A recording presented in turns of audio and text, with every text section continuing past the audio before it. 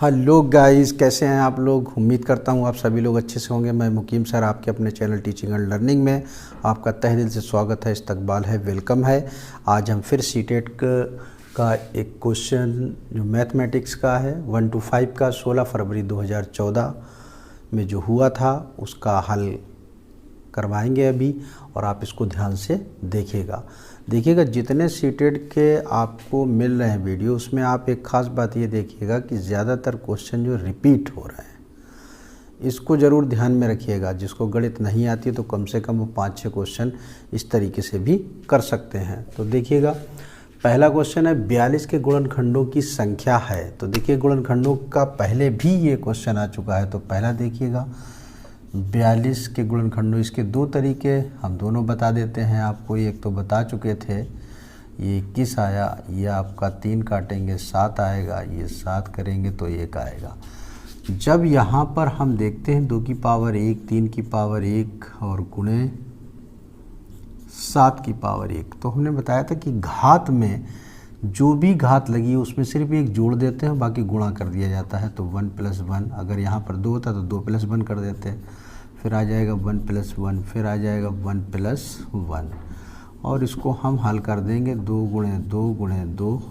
तो गुणनखंडों की संख्या जो है वो 8 आपकी आ जाएगी। ऑप्शन देख सकते हैं 8। एक इसका दूसरा तरीका है, दूसरा तरीका भी देख लीजिएगा कैसे लगाना है। अगर इस तरीके से आप नहीं समझ पाए तो देखिएगा, ये 42 है, 42 को हम भाग दे के देख लीजिएगा। जो कट रहा है तो 1 से भाग चला जाएगा, 2 से चला जाएगा, 3 से चला जाएगा, 4 से नहीं जाएगा, 5 से नहीं जाएगा, 6 से चला जाएगा, 7 से चला जाएगा, 8 से नहीं जाएगा, 9 से नहीं जाएगा, 10 से नहीं जाएगा, 11 से नहीं जाएगा, 12 से नहीं जाएगा, 13 से नहीं जाएगा, 14 से चला जाएगा, और फिर 21 से चला जाएगा, और फिर 42। इसको गिन लीजिएगा, 1 2 3 4 5 6 7 8।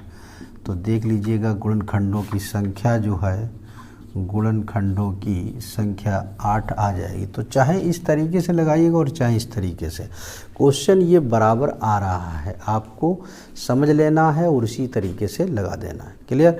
इसको नोट कर लीजिएगा। और नेक्स्ट देखिएगा दूसरा, इसको हम मिटा देते हैं और दूसरा देखिएगा।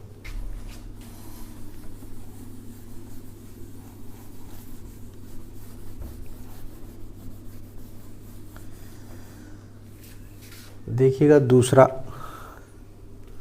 क्वेश्चन आपके सामने लिखा है, ये भी आ रहा है बराबर।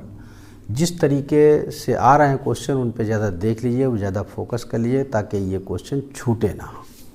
तो क्या करना है, तो देखिएगा 10 दहाई, तो दहाई 0 की होती है, 10 है तो 10 लिख दिया हमने, ठीक है। 11 सैकड़ा, तो सैकड़ा के लिए 2 0 होती हैं, तो कितना है 11 लिख दिया। 12 इकाई होता है, और इनको जोड़ दीजिएगा, बस आपका आंसर आ जाएगी। ये 2 हो गया, ये 1 हो गया, ये 2 हो गया, ये 1 हो गया। तो देख लीजिएगा, 12 कहीं दिया, ऑप्शन नंबर सी ये दिया गया। क्लियर? ये क्वेश्चन लगातार आ रहे हैं तो इसलिए ये छूटना नहीं चाहिए। इसको मिटा देते हैं। और फिर तीसरा क्वेश्चन आपके सामने ये लिखा हुआ है, तीसरा फिर देखते हैं। ध्यान से लगाइएगा और प्रैक्टिस करते रहिएगा, क्योंकि गणित जिसको ज़्यादा कठिन मानते हैं वही सरल भी है, लेकिन सरल के साथ साथ कठिन भी है। जो प्रैक्टिस नहीं करेगा उसके लिए तो बहुत ही कठिन है। तो देखिएगा, तीसरा क्वेश्चन आपके सामने, किसी वर्ग का परिमाप 20 सेंटीमीटर, ठीक है भाई। एक आयत की चौड़ाई इस वर्ग की चौड़ाई के बराबर है, यानी कि वर्ग की कोई भी अगर हम भुजा निकालेंगे, क्योंकि उसकी चौड़ाई लंबाई सब बराबर होती है वर्ग की, तो कोई भी हम भुजा अगर निकलती है तो वो हमारी आयत की चौड़ाई होगी। आगे कह रहे हैं, और लंबाई इसकी चौड़ाई की दुगनी है, तो जितनी चौड़ाई निकलेगी उसका 2 का गुणा कर देंगे तो लंबाई निकल आएगी। तो आयत का क्षेत्रफल वर्ग सेंटीमीटर में ज्ञात कीजिएगा। तो तीसरा आप देख सकते हैं, पहले वर्ग का परिमाप लिख लीजिएगा। वर्ग का परिमाप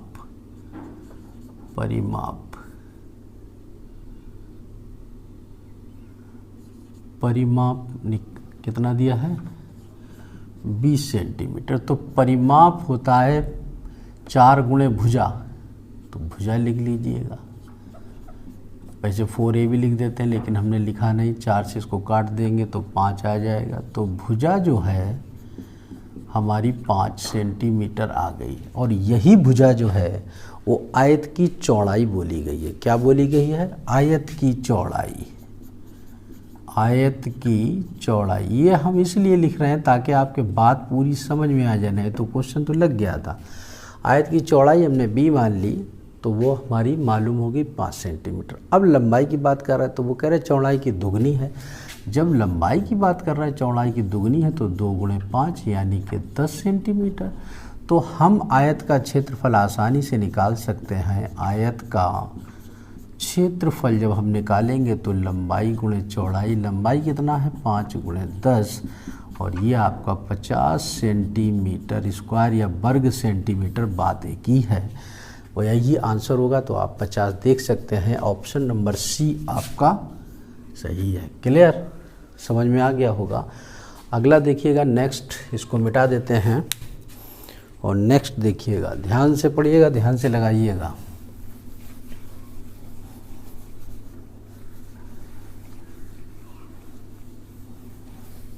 नेक्स्ट देखिएगा, आपके सामने क्वेश्चन चौथा दिया है। किसी आयताकार बक्से ए की आंतरिक लंबाई चौड़ाई और ऊंचाई क्रमशः 20 सेंटीमीटर, 18 सेंटीमीटर और 15 सेंटीमीटर है, तथा बक्से बी की 18 सेंटीमीटर, 12 सेंटीमीटर और 15 सेंटीमीटर है। बक्सा ए का आयतन बक्सा बी के आयतन का कितना गुना है, ये पूछा गया। तो आयतन की बात कर रहे हैं तो दोनों के आयतन हम निकाले देते हैं डायरेक्ट। देखिएगा, ए का आयतन,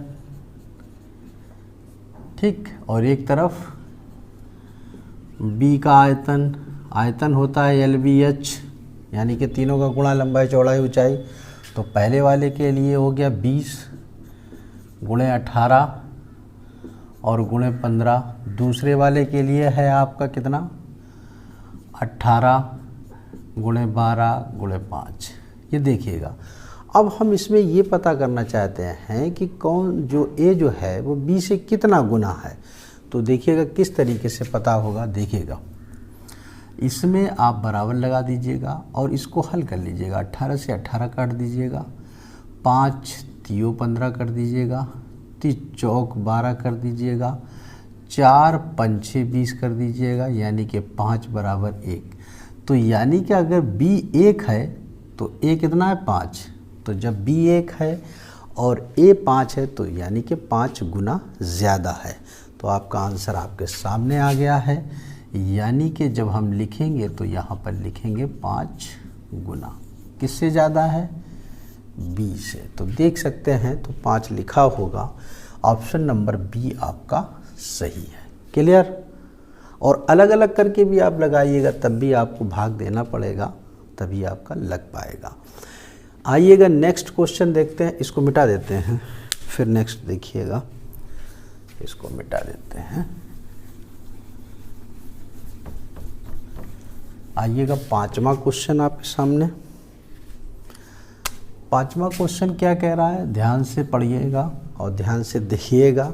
हम भी पढ़ रहे हैं, आप भी पढ़िएगा। एक संतरे का मूल्य 5.5 रुपया तथा 1 किलोग्राम सेब का मूल्य 80 रुपये है, तो 1.5 दर्जन संतरे और 1 और 3/4 ठीक किलोग्राम सेब का मूल्य कितना होगा। ध्यान से देखिएगा, एक संतरे का मूल्य 5.5 रुपये दिया है और 1.5 दर्जन संतरे की बात करिए तो 1.5 दर्जन का मतलब 18 संतरे हो गए। जब एक संतरे का मूल्य 5.5 है तो 18 संतरे का मूल्य 18 × 5.5 हो जाएगा। तो आप लिखेंगे 1.5 दर्जन संतरों का मूल्य, ये इसलिए लिख दिया ताकि आपके समझ में आ जाए।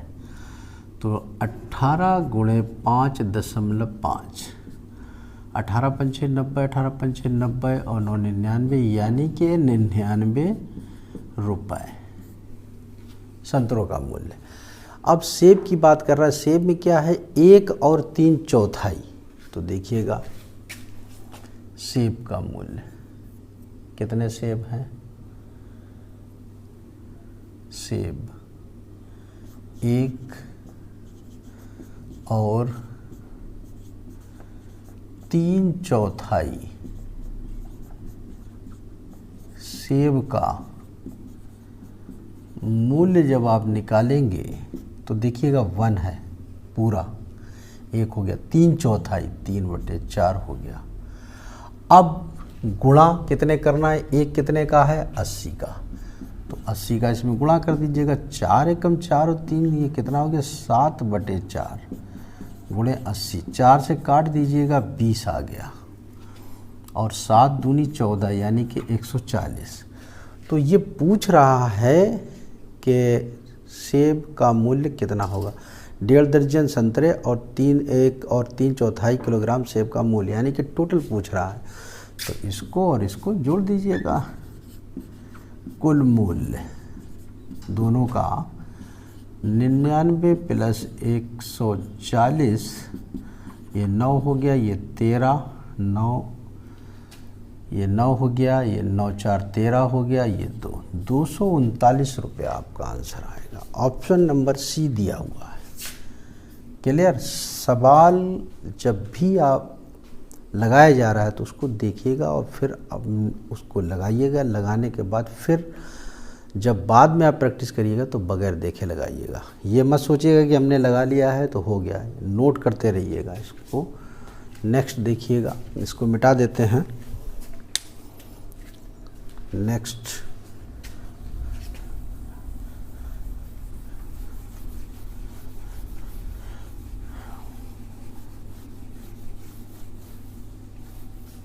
आइएगा, नेक्स्ट क्वेश्चन क्या है आपका। नेक्स्ट क्वेश्चन है, छठा क्वेश्चन है आपका 7560 में 5 और 6 के स्थानीय मानों का गुणनफल। देखिएगा स्थानीय मान का भी क्वेश्चन आ रहा है, एक में पूछा गया था योगफल, एक में पूछा गया था अंतर, इसमें जो पूछा गया है वो आपका गुणनफल पूछा गया। तो स्थानीय मान वाले क्वेश्चन पर ज़्यादा फोकस दें। आपको अगर ज़्यादा स्थानीय मान के और क्वेश्चन पढ़ने हैं तो आप प्ले लिस्ट में जाइएगा और नंबर सिस्टम के वीडियो खोलिएगा, उसमें आपको स्थानीय मान के क्वेश्चन मिल जाएंगे। तो देखिएगा ये आपका 70560 में 5 और 6 के स्थानीय मान, देखिएगा तो 5 और 6 के स्थानीय मान का गुणनफल। तो 5 का पहले आप कर लीजिएगा, चलिए 5 की बात की है तो हम 5 की कर लेते हैं। तो ये 5 हो गया और इधर 2 0 लग जाएगा। फिर इन्होंने किसकी बात करी है, 6 की बात करी है, चलिए 6 की बात कर लीजिएगा। तो 6 लिख दिया और 1 0 लिख जाएगा। और इनका क्या किया है उसने गुणनफल, तो देखिए 1 2 3, हम 3 0 लगा दिए और 6 पंचे 30, यही आपका आंसर है 30,000।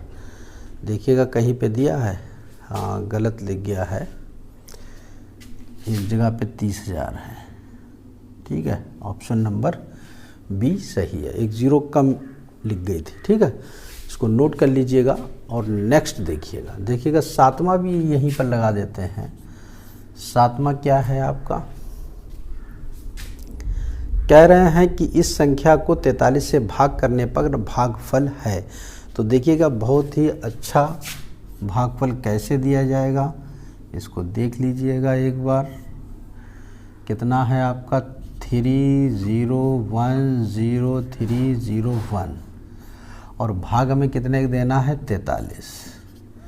तो सबसे पहले 43 का भाग देंगे तो 4 7 28 यानी कि 7 बार तो चला जाएगा।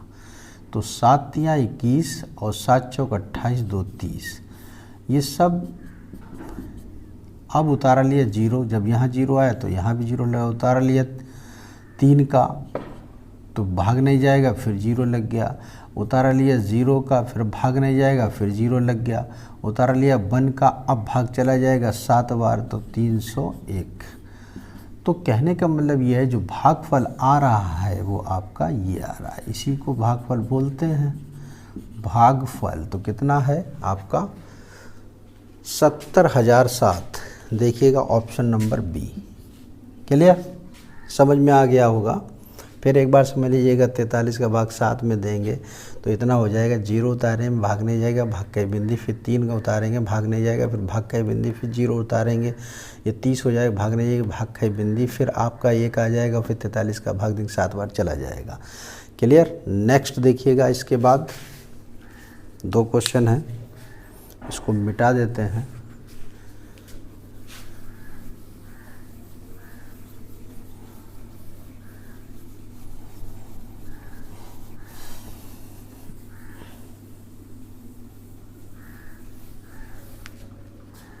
आइएगा 8वां क्वेश्चन आपके सामने ये लिखा हुआ है। 8वां क्वेश्चन, गुणनफल 3001 गुणे 101 में से क्या घटाया जाए जिससे कि 3,03,11 प्राप्त हो। तो देखिएगा कैसे आप लगाना है। पहले एक क्वेश्चन आया था जोड़ दिया जाए, इसमें कह रहा है घटा दिया जाए। तो 3001 इंटू 101 में क्या घटाया जाए, हमने मान लिया x घटा दिया गया। कितना आपका प्राप्त हो रहा है, ये 300 और ये 311। तो पहले इसमें इसका गुणा कर लीजिएगा।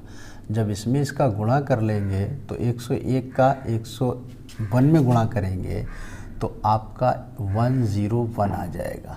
तो 101 इसलिए आ जाएगा क्योंकि यहाँ पर आपका 00 दिया गया है। तो 101 आएगा। अब 101 का 3 में गुणा करेंगे तो 30 ये 3 और माइनस का x बराबर 30311। इसको उठाकर इधर ले आएंगे तो इसे हम उधर ले जाएंगे तो 303101 माइनस 300311 बराबर x। अब इसको इससे घटाएंगे तो 1 में से 1 जाएगा 0 बचेगा, 10 में से 1 जाएगा 9 बचेगा, यहाँ पर आपका 10 बचेगा, 10 में से 3 जाएगा तो आपका कितना बचेगा, 10 में से 3 जाएगा आपका 7 बचेगा, यहाँ पर 2 बचेगा, 2 में से 0 जाएगा 2 बचेगा और यही आपका आंसर होगा 2790। देखिएगा 2790 ऑप्शन नंबर ए दिया गया। क्लियर, ऑप्शन नंबर ए दिया गया है। आगे आइएगा, नीचे देखिएगा एक क्वेश्चन दिया गया है 36 और 60 का सबसे छोटा सार्व गुणज और भाग दिया है, भाग का निशान 18 और 45 का सबसे बड़ा सार्व गुणनखंड। तो छोटे के लिए एलसीएम होता है और बड़े के लिए आपका एचसीएफ होता है, यानी कि लासा छोटे के लिए और बड़े के लिए मासा। तो भाग का निशान है, तो बहुत ध्यान से देखिएगा 9वां सवाल। तो सबसे पहले हमें क्या करना है, 36 है और आपका 60 है, हमको निकालना है का लासा, ठीक। और नीचे वाले में क्या है, 18 है और 45 है, इसका निकालना है मासा। तो देखिएगा 36 और 60 का निकालेंगे, हमें लासा निकालना है। 36 से भी कटना चाहिए और 60 से भी कटना चाहिए, ऐसी कोई संख्या होनी चाहिए। तो देखिएगा 6 × 18, इससे नहीं कटेगा। अगर आप उस तरीके से नहीं निकाल पा रहे हैं तो आप 36 60 लिख लीजिएगा, 2 से काट लीजिएगा, कितना आया 18 और ये 30, फिर आप 2 से काट लीजिएगा, ये 9 ये 15, फिर 3 से काट लीजिएगा, 3 × 3 = 9, 3 × 5 = 15। तो हम यहाँ पर देखते हैं 5 × 3 = 15, 45 दूनी 90 दूनी 180। तो यानी कि लासा जो है वो आपका 180, क्योंकि 36 से भी कट जाएगा और 60 से भी कट जाएगा। 18 और 45 का मासा, तो 18 और 45 में अगर मासा देखा जाए तो यहाँ पर 9 से कट जाएगा, 9 दूनी 18 हो जाएगा और 9 पन्ना 45 भी हो करते हैं। तो यहाँ से भी हम देख सकते हैं 45, तो 2 से नहीं 3 से काटिएगा तो 6 × 18, 3 × 3 = 5 × 15, फिर 3 से कट जाएगा तो 3 दूनी 6 और 3 × 5 = 15। तो यहाँ पर हमको ये देखने को मिलता है, तो जहाँ तक कट जाती संख्या वही उसका मासा है। तो आपका 9 से कट रहा था तो यहाँ पर हमारा मासा 9 हो जाएगा, 9 दूनी 18, यानी कि आंसर आपका 20 आएगा। तो देखिएगा ऑप्शन नंबर आपका बी दिया गया है। तो देखिएगा लासा मासा के वीडियो बहुत सारे पड़े हुए हैं, उसको देखिएगा तब आपके बात समझ में आ जाएगी। ये कोई ज़्यादा बड़ी चीज़ नहीं थी, वो छोटी सी थी। 36 और 60 का लासा निकाल दीजिए, 18 45 का मासा, क्योंकि 9 से कट रहा है, सीधी सी बात है। 9 दूनी 18, 9 पन्ना 45 और उसके आगे वाली संख्या से नहीं कट रहा है। जैसे मान लिया 18 है तो 18 से 18 कट जाएगा, 45 से नहीं कट रहा है, तो इसको भी करके हमने दिखा दिया ताकि आपको समझ में आ जाए। नेक्स्ट फिर क्वेश्चन देखिएगा, आपके सामने ये 10 से लेकर 15 क्वेश्चन तक लिखा हुआ है, 1 से 9 लग चुके हैं। तो आइएगा 10वां क्वेश्चन पढ़ते हैं। आपका जो 3488 को 12 से भाग करने पर प्राप्त शेष फल और 2478 को 11 से भाग करने पर प्राप्त शेष फल में अंतर है। तो अंतर पूछा गया है, तो देखिएगा सबसे पहले शेष फल निकालेंगे। 10वां क्वेश्चन, जैसे मान लिया कि आपका कितना है 3 4 8 8 है, तो जब हम इसका शेष फल निकालेंगे 12 का भाग करके, तो 12 दूनी ये 24 हो गया, बचे कितना 0, ये 1, ये 8 ले लिया, तो 12 नेमा 108 हो गया। ये सीधा सीधा ये तो सब कट गया। अब उतारा लिया, 8 का भाग नहीं था, भाग के बिंदी, लेकिन शेष फल आपका यही हुआ। ठीक है, तो एक बात तो ये हो गई, एक चीज़ निकल आई।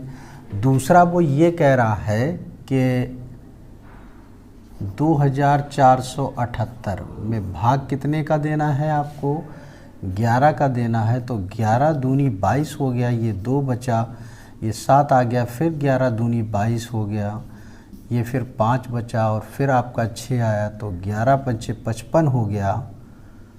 11 दूनी 22, 2 बचा, 27 हो गया, 11 दूनी 22 हो गया, फिर 5 बचा, फिर 6 78 है, सॉरी यहाँ पर 8 है, तो 8 ले लिया, तो 11 5 55 हो गया और बचा कितना 3।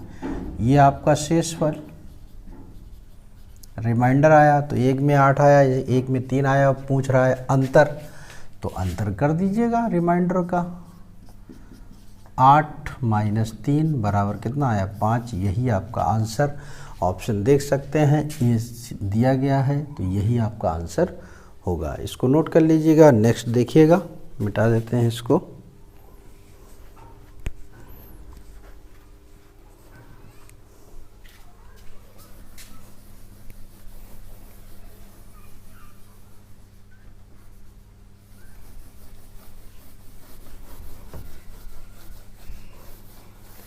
देखिएगा नेक्स्ट 11वां क्वेश्चन, एक रेलगाड़ी स्टेशन P से 8:18 AM पर चलकर स्टेशन Q पर उसी दिन 10:28 PM पर पहुंचती है। रेलगाड़ी द्वारा Q तक पहुंचने में लगा समय है। तो सबसे पहले आप ये समझ लीजिएगा कि आपका जो 11वां आपका दिया है 10:28 PM। 10:28 PM इसको सबसे पहले आपको 1 to 24 तक करना है आपको। जैसे मान लिया कि PM जब बचता है तो 12 के बाद 13, 14, 15, 16, 17, 18 जो बचता है, तो PM जहाँ कहीं भी हो तो उसको उसी रूप में बनाना है। तो 10 का मतलब ये हो जाएगा 22:28। यही तो PM होगा। और वो ये कह रहा है कि 8:18 AM पर चला, तो 8:18 AM इसमें आप घटा दीजिएगा, आपको पता चल जाएगा। तो देखिएगा सबसे पहले यहाँ से घटाइएगा, कितना बचा 10, और यहाँ कितना बचेगा 12 में से 8 गया, ये 4 और ये 14। तो यहाँ पर लिखेंगे 14 घंटा 10 मिनट, और यही आपका आंसर है। देखिएगा 14 घंटा 10 मिनट आ रहा है, ये ऑप्शन सही है। क्लियर? बस समझने की बात थी। बस आपको यही ध्यान रखना कि PM को आप पकड़ लीजिएगा। जैसे ही आप PM को पकड़ लेंगे, आपका ये क्वेश्चन हर हाल में सही से लग जाएगा। और ये इस तरह का क्वेश्चन लगातार आ भी रहा है। तो नेक्स्ट क्वेश्चन देखिएगा, इसको मिटा देते हैं। नेक्स्ट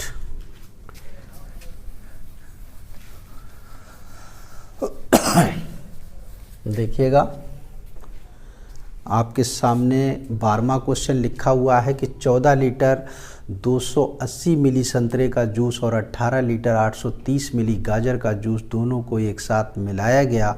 जब दोनों को एक साथ मिलाया जाए तो यानी कि हम जोड़ देंगे। इस मिश्रण में से 15 बोतलों को, जिनमें से प्रत्येक में 1.5 लीटर मिश्रण आता है, भरा गया, शेष मिश्रण बचा। तो सबसे पहले ये समझ लीजिएगा कि जो 2 जूस दिए गए हैं उनको तो आप जोड़ लेंगे और 15 बोतलें हैं और प्रत्येक बोतल की जो एक मात्रा है तो 1.5 लीटर आता है। तो 15 बोतलों के लिए 15 का हम गुणा कर देंगे तो उससे भी हमारा लीटर ये निकल आएगा कि कितने लीटर होगा। जब हम उसका लीटर निकाल लेंगे तो जो हमने जोड़ा है तो जोड़ने वाले से बोतलों वाला जो निकला है उसको घटा देंगे, आपका आंसर आ जाएगा। तो देखिएगा 12वां क्वेश्चन बहुत ही अच्छा। 14 लीटर 280 मिली संतरे का जूस, संतरा, तो भाई लिख लीजिएगा संतरे का हम लिखे ले रहे हैं कितना है 14 लीटर और 280 मिली। ठीक, ये संतरे का हो गया। आगे क्या कह रहा है, किसका जूस है भाई, गाजर, तो गाजर लिख लीजिएगा। गाजर का जो दिया गया है वो कितना है 18 लीटर 830 मिली। 18 लीटर 830 मिली, इनको क्या करिएगा जोड़ दीजिएगा। तो मिली मिली वाले को पहले जोड़ दीजिए, 0 8 और 3 कितना हुआ 11, 8 2 10 11 इतना मिली। और इसको जोड़ेंगे तो 8 4 12 हो गया, ये 32 लीटर। आप इसमें एक चीज़ ये देखिएगा कि ये 1000 मिली है, 1000 मिली से ऊपर है, और जबकि हमारा होता क्या है 1 लीटर बराबर 1000 मिली होता है। तो अगर हम इसमें से 1000 मिली निकाल लेंगे तो वो 1 लीटर बन जाएगा। जब हमने इसमें से 1000 मिली निकाल लिया और 1 आ गया, तो ये भी सही है और ये भी सही है। तो हमें इन दोनों में से जिसकी ज़रूरत पड़ेगा हम उसी में से उसको घटा देंगे। अब हम 15 बोतलें दी गई हैं और 1.5 लीटर एक बोतल का दिया गया है, तो 15 बोतलों में मिश्रण आएगा कितना, मिश्रण की मात्रा जब हम निकालेंगे तो 15 गुणे 1.5, तो यानी कि आपका 22.5। इसका मतलब है 22 मिली और 22 लीटर और 500 मिली। ये 500 मिली इसलिए क्योंकि इसके आगे ज़ीरो हम लगा सकते हैं, तो 0.5 को हम आगे जितने भी ज़ीरो चाहे उतनी ज़ीरो लगा सकते हैं, ये 500 मिली ही पड़ा जाएगा। तो अगर दशमलव में अगर रखना होता तो हम इसको दशमलव में 33.110 लिख सकते थे। और जब अगर हमने इसको लीटर और मिली में बना लिया, अब क्या करना है, हमें इसको घटाना है। तो चाहे इसमें से इसको घटाइए तब भी आएगा और चाहे इसमें से इसको घटाइएगा, इसमें से घटाएंगे तो हमें वही लीटर वाला लेना पड़ेगा। तो ज़रूरत तो हमें इसकी और इसकी कर दीजिएगा। तो शेष बचा, तो कितना है आपका 32 लीटर और इतना मिली। ये इसलिए लिख लिया है क्योंकि यहाँ पर 33 लीटर 110 है, क्योंकि यहाँ पर 500 है, तो फिर हमको 1 लीटर लेना पड़ेगा। तो घटाने की वजह से हमने पहले से यही लिख लिया 22 लीटर और ये आपका 500 मिली। इसको घटा दीजिएगा, वही आपका आंसर कितना आ जाएगा, ये 10। पहले इसमें से घटाइएगा, कितना आएगा 0 1 11 में से 6, ये आपका मिली बचा। अब जब लीटर बचेगा वो क्या होगा, सीधा सीधा 10। यही आपका आंसर है 10 लीटर 610 मिली। देख लीजिएगा ऑप्शन दिया गया होगा आपको 10 लीटर और आपका 610 मिली। ऑप्शन नंबर डी सही है, देखिएगा डी सही है आपका।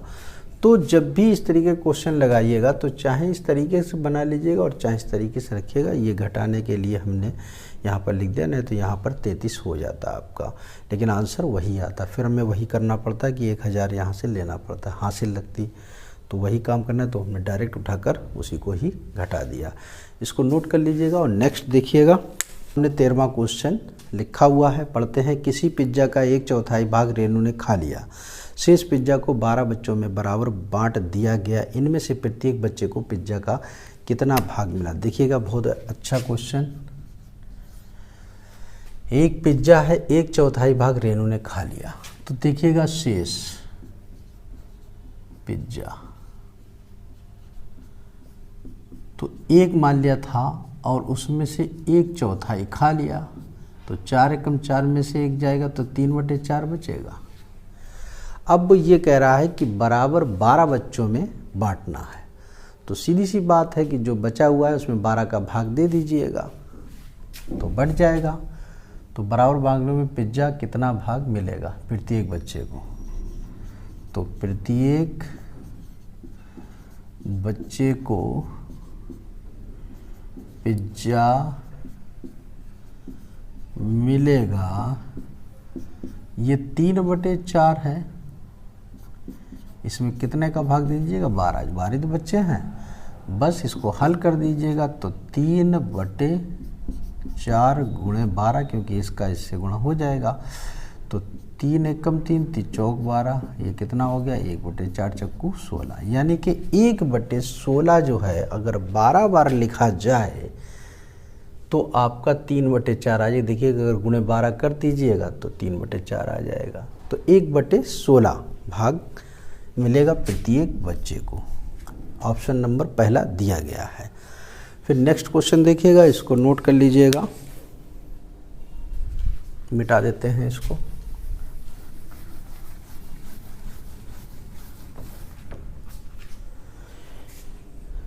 देखिएगा आप लोगों की ये क्वेश्चन अगर समझ में आ रहे हैं तो लाइक शेयर ज़रूर कर दीजिएगा, और जिसको नहीं करना है तो नहीं करिएगा, तो कोई बात नहीं है।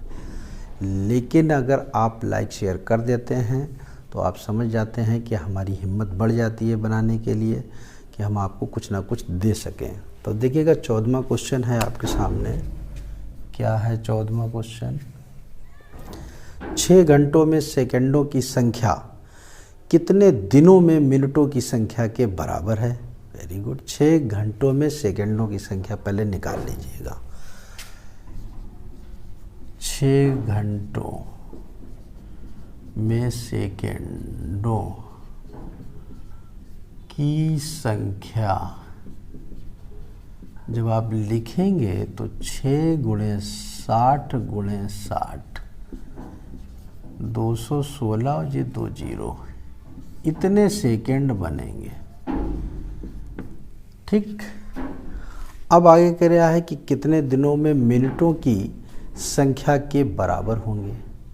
तो आप दिन की बात कर रहे हैं तो एक दिन में आपका 24 घंटा होता है, और मिनट की बात करेंगे तो एक दिन में मिनटों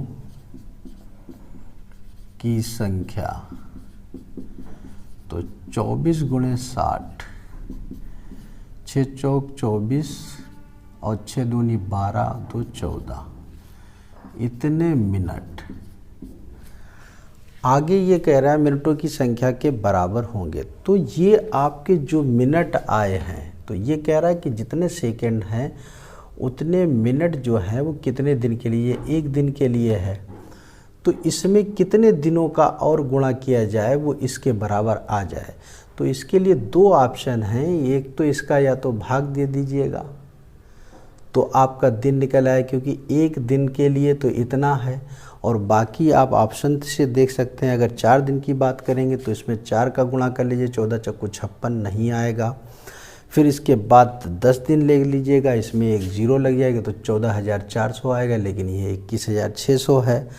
फिर इसके बाद 2 दिन वाला तो बिल्कुल ही नहीं आएगा, तो 15 दिन का आएगा। देखिएगा 15 दिन का कैसे आएगा, अगर इसमें हम 15 का गुणा कर देते हैं तो 15 दिन में मिनटों की संख्या, तो 15 गुणे ये 1440, 15 का इसमें 15 चक्कू 60, 15 चक्कू 60 और 6 66, 15 एक कम 15 और 6 21।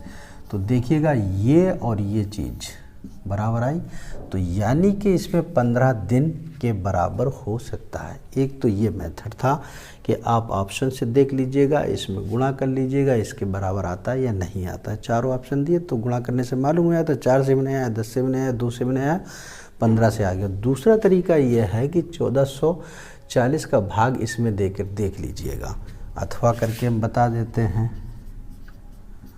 1440, एक जीरो से एक जीरो कट गया, 8 से भी काट सकते हैं, 8 एक कम 8 अट्ठू अट्ठू 64, 8 दूनी 16, 8 सत्ते 56 और 9 दूनी 18, 9 तियाँ 27 और 2 से काट देंगे 15। तो देख रहे ये 15, यानी कि 15 दिन के लिए हम इस तरीके से भी लगा सकते। तो इसका इससे भाग देंगे तब भी 15 देंगे, नहीं तो ऑप्शन आप देख लीजिएगा, उसमें गुणा करके देख लिए बराबर आता है या नहीं। इसको नोट कर लीजिएगा और नेक्स्ट देखिएगा में कौन सा सही नहीं है, मतलब जो सही नहीं है उसको छांटना है। तो 10 सेंटीमीटर भुजा वाले वर्ग का क्षेत्रफल, पहला देखिएगा ए ऑप्शन आपका 15वां क्वेश्चन है। तो 10 सेंटीमीटर भुजा वाले वर्ग का क्षेत्रफल, तो 10 का वर्ग यानी कि आपका 100 हो गया। बराबर क्या कह रहा है, बराबर लगा दीजिएगा। 10 सेंटीमीटर लंबाई और 0.1 मीटर चौड़ाई वाले आयत का क्षेत्रफल, तो आयत का जो क्षेत्र होता है वो लंबाई गुणे चौड़ाई होता है। तो लंबाई कितनी दी गई है 10 आयत के लिए, और गुणे चौड़ाई कितनी दी गई है 0.1 मीटर। तो जब 0.1 मीटर दी से सेंटीमीटर बनाएंगे तो 100 का गुणा करना पड़ेगा। इसको हल करके देख लीजिएगा। तो जब हम इसको हल करके देखेंगे तो आपका कितना आएगा 100। तो यानी कि ये बिल्कुल सही है, इसमें कोई गलती नहीं है। तो पहला वाला तो नहीं होगा। दूसरे पे आ जाइएगा बी। बी पार्ट क्या है आपका, बी पार्ट कह रहा है कि 1 मीटर 5 सेंटीमीटर। तो देखिएगा 1 मीटर 5 सेंटीमीटर। तो देखिएगा 1 मीटर में जो होते हैं वो 100 होते हैं और जो 5 सेंटीमीटर है, तो आप जब इसे लिखेंगे तो 1 मीटर हो गया, और जब हम 5 सेंटीमीटर को लिखेंगे तो 0.5 हो गया। क्योंकि 0.5 लिखेंगे तभी आपका 5 सेंटीमीटर होगा। अगर हम 1.50 लिखते तो वो 50 सेंटीमीटर होता, इसके आगे अगर 0 लगा होता। तो यहाँ पर सेंटीमीटर से अगर मीटर बनाते हैं तब भी हमारा 0.05 आएगा, और 1 मीटर से जोड़ेंगे तो 1.05 ये मीटर आएगा। लेकिन इसका जो ऑप्शन जो दिया गया है वो कितना है 1.5 मीटर। ये बिल्कुल गलत है और यही पूछा गया है कि सही नहीं है। तो ऑप्शन आपका बी सही होगा। आगे वाला इसलिए सही है 0.40, चाहे 0.40 करिए चाहे 0.4 करिएगा, बात एक ही है। 3/4, 4 का भाग करके देख लीजिएगा 0.75 आता है। तो इसलिए ऑप्शन बी जो है वो सही नहीं है, यही आपका आंसर होगा। Thank you very much.